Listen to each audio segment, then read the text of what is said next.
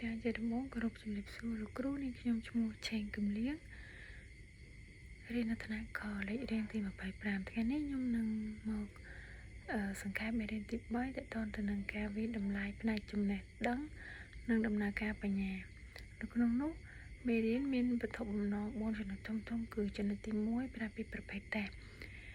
ផ្សេងៗបានត្រឹមត្រូវនិងចំណុចទី2អនុវត្តការសួរសំណួរដើម្បីឆ្លើយតបតាមកម្រិតរបស់ Bloom Taxonomy ផ្នែកចំណេះដឹងចំណុចទី3ជ្រើសរើសការធ្វើតេស្តដែលសមស្របជាមួយនឹងកម្រិត Bloom Taxonomy ក្នុងការបង្កើតតេស្តរបស់ខ្លួននិងចំណុចទី4គឺទាក់ទងទៅនឹងកំណត់លក្ខណៈវិនិច្ឆ័យក្នុងការជ្រើសរើសលទ្ធផលសិក្សារំពឹងទុកនិងនៅក្នុងចំណុចទី1ផងដែរគឺមាន7ធំៗគឺទី1គឺទាក់ទងទៅនឹងការពិនិត្យឡើងវិញនូវឥទ្ធិពលដែលជះលើការសិក្សារបស់សិស្សនិងការវិតម្លៃអញ្ចឹងអ្នកផលិតគោលនយោបាយយល់ច្បាស់ហើយថាដើម្បីទទួលបានជោគជ័យឬក៏នៅកន្លែងធ្វើការងារនិងកូនសិស្សត្រូវតែត្រៀមខ្លួនជាស្រេចសម្រាប់ដំណឹងផ្សេងឬក៏ចរិយាសម្បទាលើចំណេះដឹងផ្សេងផងដែរនិងចំណុចមួយទៀត1.2ទាក់ទងលទ្ធផលសិក្សាលទ្ធផលសិក្សាគឺទាក់ទងនឹងលក្ខណៈវិនិច្ឆ័យមានន័យថាយើងត្រូវលក្ខណៈវិនិច្ឆ័យត្រូវបានប្រើប្រាស់នៅចំណុច4គឺទី1យើងអាចជ្រើសរើសសម្ភារៈឧបទេសទី2ពង្រាយឬគ្រោងខ្លឹមសារមេរៀនទី3អភិវឌ្ឍដំណើរការបង្រៀននិងរៀននិងទី4រៀបចំតេស្តនិងប្រឡងនិងសម្រាប់ចំណុចទី3 1.3ទាក់ទងទៅនឹងគោលបំណងនៃការអប់រំអញ្ចឹងគោលបំណងនៃការអប់រំគឺជាប្រយោគទូទៅអំពីលទ្ធផលសិក្សារបស់សិស្សដែលចង់បានក្រោយរៀនចប់តាមកម្រិតសិក្សាឧទាហរណ៍ថាយល់នឹងតម្លៃចំណេះដឹងអំពីវិធីសាស្ត្រផ្សេងៗឬក៏រៀនគិតនិងសិក្សាដោយឯករាជ្យនិងចំណុចមួយទៀត 1.4 ទាក់ទងទៅនឹងស្តង់ដារគឺជាប្រយោគអំពីអ្វី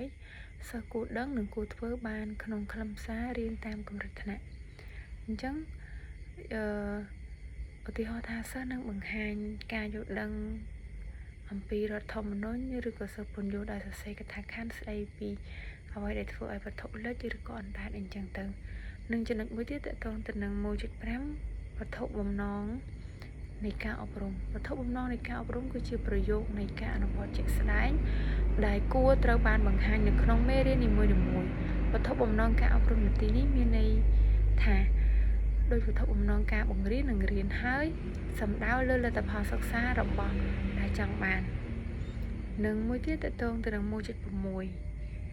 វត្ថុបំណងការបង្រៀនវត្ថុបំណងការបង្រៀនគឺជាលទ្ធផលដែលសិក្សារំពឹងទុកឬក៏ជាសមត្ថភាពរបស់អ្នកសិក្សាដែលទទួលបានពីការបង្រៀនហើយត្រូវបានបញ្ជាក់នៅក្នុងវិធីមួយដែលអាចសង្កេតនិងវាស់វែងបាននិងចំណុចទី7 1.7 ការវិតម្លៃដែលចម្លើយតែមួយជាក់លាក់គឺជាមធ្យោបាយនៃការវាស់វែងដោយប្រើទម្រង់សំណួរជាច្រើនដើម្បីតេស្តនៅលទ្ធផលរំពឹងទុក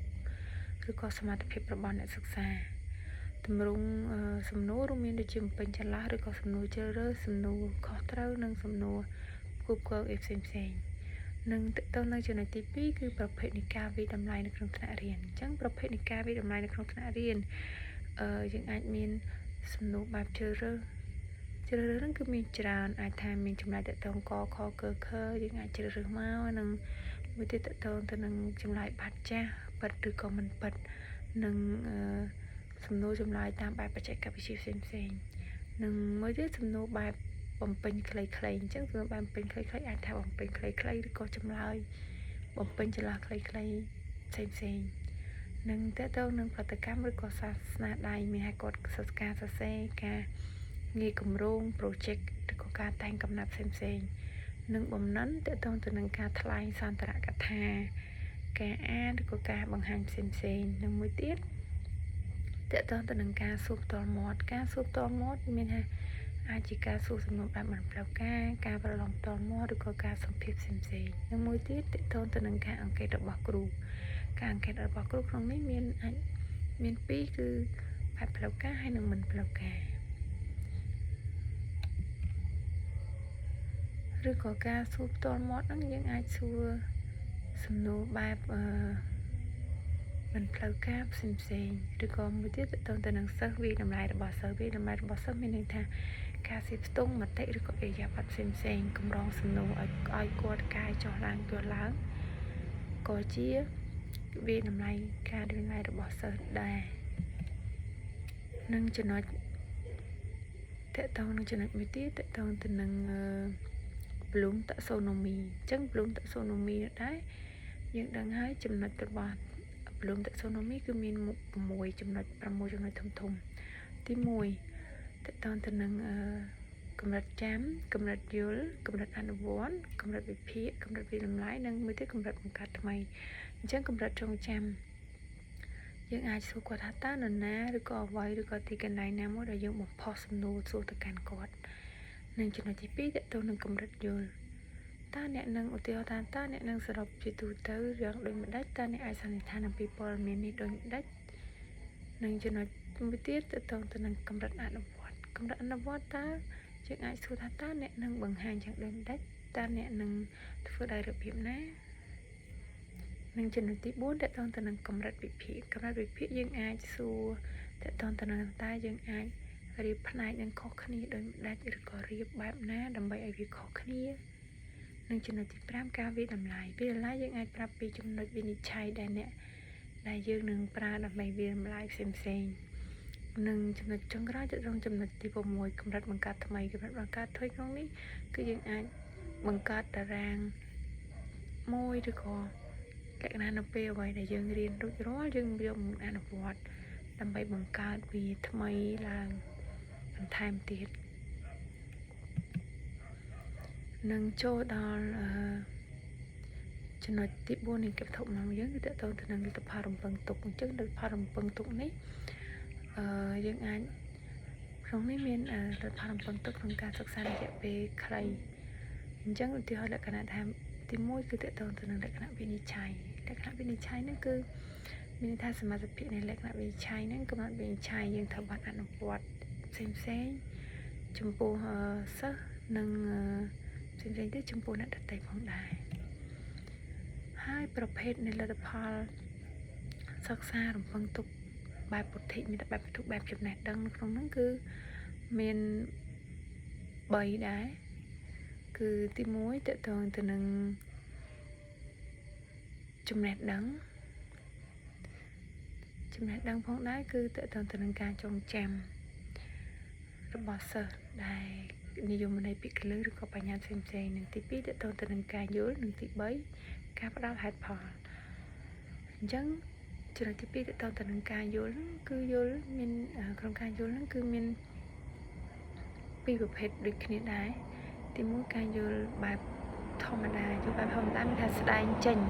តាមរយៈកូនសិស្សសង្ខេបការយល់ដោយប្រើពាក្យខ្លួនឯងនិងប្រើប្រាស់ជំហានដើម្បីដោះស្រាយនិងទី2តកតងទៅនឹងការយល់បែបស៊ីជម្រៅមានន័យថាកូនសិស្សអាចដឹងពីចំណុចសំខាន់អ្វីមួយឬក៏កូនសិស្សអាចគិតអំពីចំណេះដឹងឬក៏របៀបថ្មីដែលកើតឡើងនិងកូនសិស្សអាចរកឃើញនិងបកស្រាយចំណុចដំណងថ្មីតែពួកគាត់បានរៀនផងដែរនិងចំណុចទី3តកតងទៅនឹងការផ្ដល់ហេតុផលគឺជាប់ពាក់ព័ន្ធទៅនឹងការប្រើប្រាស់ខួរក្បាលដោយតែយកចំណេះដឹងមកប្រើដើម្បីសម្រេចកិច្ចការប្រកបដោយភាពច្នៃប្រឌិតឬក៏ការដោះស្រាយឬក៏ការសម្រេចចិត្តរបស់គាត់ផ្សេងអីចឹងមកនឹង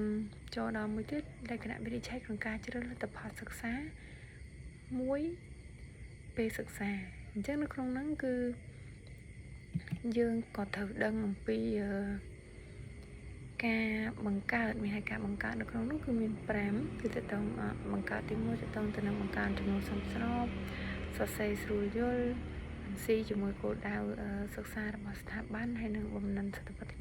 21ជំរុញការប្រឈមនឹងសិស្សអាចធ្វើបាននិងទី5បន្ស៊ីគ្នាជាមួយទស្សនៈឬគោលការណ៍បង្រៀននិងរៀនជំរុញទឹកចិត្តសិស្សជាដើម